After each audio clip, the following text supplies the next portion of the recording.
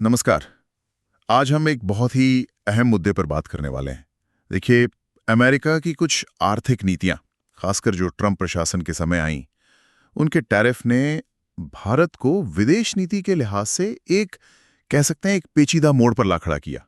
हाँ बिल्कुल। और स्थिति ऐसी बनी कि भारत को अपने कई जो स्थापित समीकरण थे उन पर शायद दोबारा सोचने की जरूरत महसूस हुई। सही कहा। और ये सिर्फ भारत की बात नहीं थी, है ना।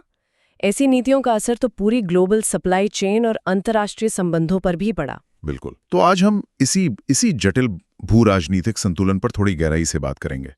मतलब भारत के सामने ये जो चुनौती है, एक तरफ अमेरिका के साथ रिश्ते साधना और दूसरी तरफ ब्रिक्स देश, खासकर चीन और रूस, उनके साथ अपनी साझेदारी को किस दिशा में ले जाना है, ये सवाल भी है। हाँ, और ये समझना जरूरी है कि ये केवल व्यापार के आंकड़ों का खेल नहीं है। नहीं, बिल्कुल नहीं। ये तो भारत की अगली 10-15 साल या शायद उससे भी आगे की दिशा तय करने वाला मसला है। और हमारी आज की ये जो बातचीत है, ये उन स्रोतों पर आधारित है जो अमेरिकी टैरिफ नीतियों, उनके पीछे की सोच और दक्षिण एशिया, खासकर भारत पर जो उनका असर पड़ा, उसका विश्लेषण करते हैं। तो हमारा लक्ष्य यही है कि इन विकल्पों की परतें खोलें जरा।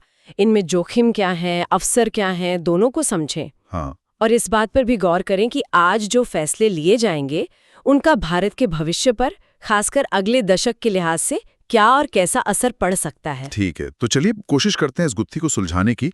सबसे पहले उस माहौल को समझते हैं जहां से ये सब शुरू हुआ। ट्रंप प्रशासन की जो टैरिफ नीति थी, उसका घोषित लक्ष्य तो हम सब जानते हैं, अमेरिकी उद्योगों और नौकरियों की रक्षा करना था। अमेरिका फर्स्ट का नारा था। हाँ, ऊपरी तौर पर तो लक्ष्य यही बताया गया था, लेकिन इसके पीछे शायद एक बड़ी रणनीति भी थी। वैश्विक व्यापार के जो नियम चले आ रहे थे उनको चुनौती देना और चीन जैसी जो उभरती शक्तियां हैं उन पर दबाव बनाना। और इसका असर सिर्फ चीन पर ही नहीं पड़ा। नहीं, बिल्कुल नहीं। कई सहयोगी देशों पर भी पड़ा, जिनमें भारत भी शामिल था। हमारे स्रोत भी यही बताते हैं।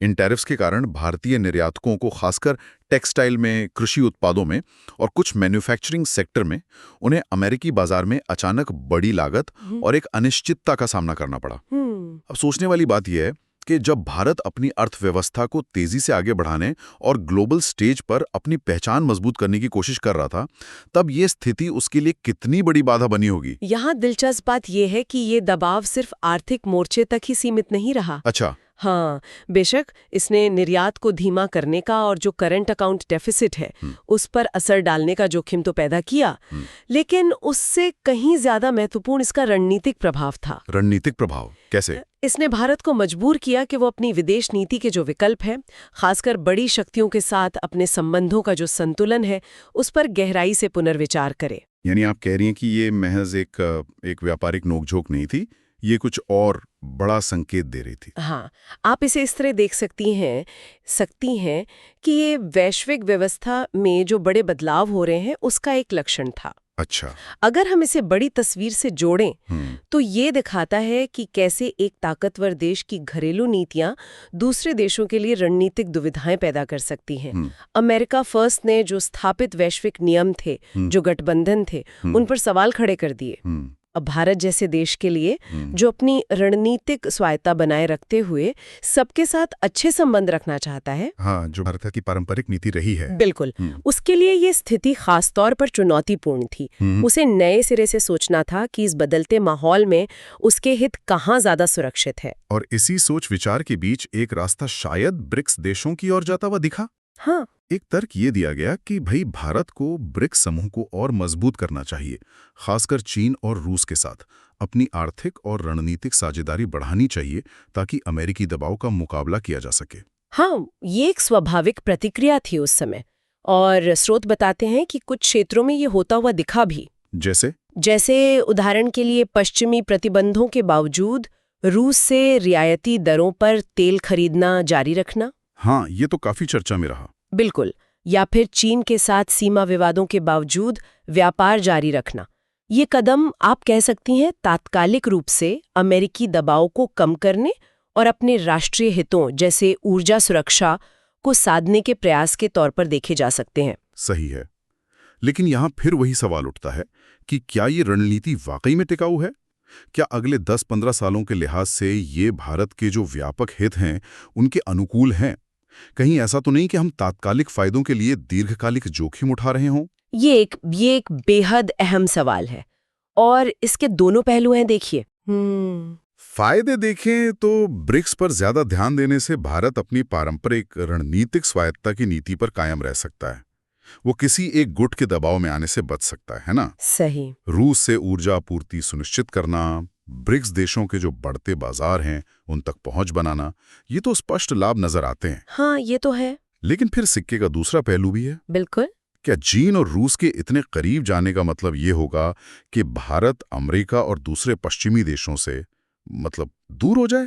क्योंकि हम जानते हैं कि उन्नत तकनीक हो, रक्षा सहयोग हो, बड़े निवेश हो, इनके लिए भारत पश्चिम पर काफी हद तक निर्भर है।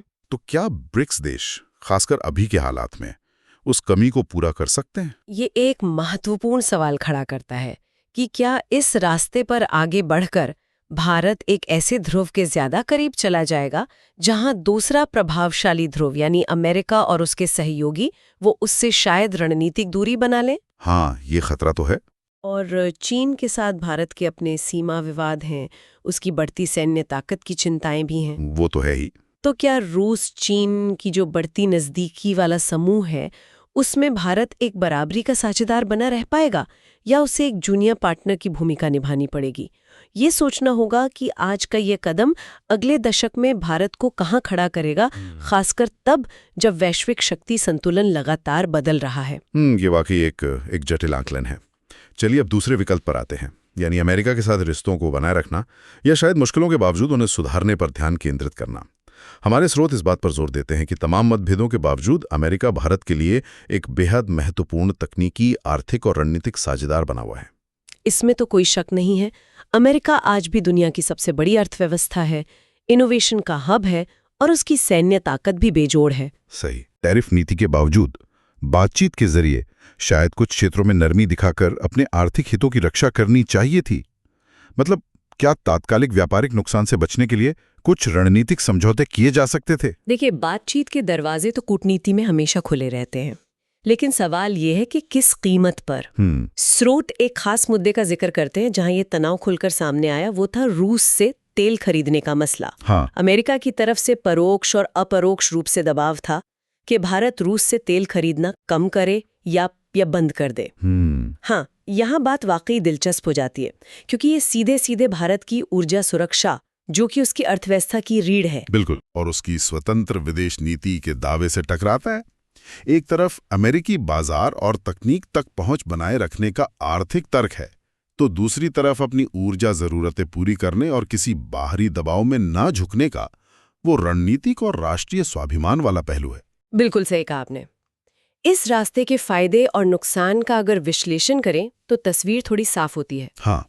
अगर भारत अमेरिकी चिंताओं को ध्यान में रखता है तो शायद व्यापारिक रिश्तों में तनाव कम हो, टैरिफ में कुछ राहत मिले और महत्वपूर्ण तकनीक तक पहुंच आसान बनी रहे। अमेरिका के साथ रणनीतिक साझेदारी भी मजबूत हो सकती है, जिसका फायदा शायद चीन के बढ़ते प्रभाव को संतुलित करने में मिल सकता है। लेकिन इसकी कीमत क्या चुकानी पड़ सकती है? वही बात। अगर भारत अमेरिकी दबाव में आकर रूस जैसे अपने पारंपरिक और महत्वपूर्ण ऊर्जा आपूर्तिकर्ता से दूरी बनाता है, तो क्या ये उसकी ऊर्जा सुरक्षा के लिए एक बड़ा झटका नहीं होगा? बिल्कुल होगा। और क्या ये दुनिया को ये संकेत नहीं देगा कि भारत की विदेश नीति बाहरी दबावों के आगे झुक सकती है, जिससे उसकी जो रणनीतिक स्वायत्ता की बात हम कर रहे हैं वो कमजोर होगी? तो अगर हम इसे बड़ी तस्वीर से जोड़ें तो ये फैसला सिर्फ व्यापार या ऊर्जा आयात तक सीमित नहीं रहता। नहीं, ये परिभाषित करता है कि भारत आने वाले दशक में दुनिया में अपनी कैसी भूमिका देखता है। क्या वो गुटनिरपेक्षता की अपनी ऐतिहासिक विरासत को बनाए रखते हुए एक मल्टीपोलर वर्ल्ड में सबके साथ संतुलन साधने की कोशिश करेगा, या फिर किसी एक प्रमुख शक्ति के खेमे के ज्यादा करीब जाएगा? ये चुनाव भारत की वैश्विक पहचान और उसके प्रभाव को सीधे तौर पर प्रभावित करेगा, और ये अगले 10-15 वर्षों के लिए उसकी विदेश नीति की दशा और दिशा तय कर देगा। तो हम घूम फिरकर उसी केंद्रीय सवाल पर आ जाते हैं जिसका जिक्र हमारे स्रोत बार बार करते हैं कि भारत अपनी राष्ट्रीय स्वायत्ता, ऊर्जा सुरक्षा और आर्थिक विकास की जरूरतों के बीच ये संतुलन कैसे कायम करे। क्या अमेरिकी नीतियों के सामने भले ही कीमत चुकानी पड़े, अपने स्टैंड पर टिके रहना ज्यादा फायदेमंद है, या फिर कुछ समझौते करके तात्कालिक चुनौतियों से निपटना बेहतर है?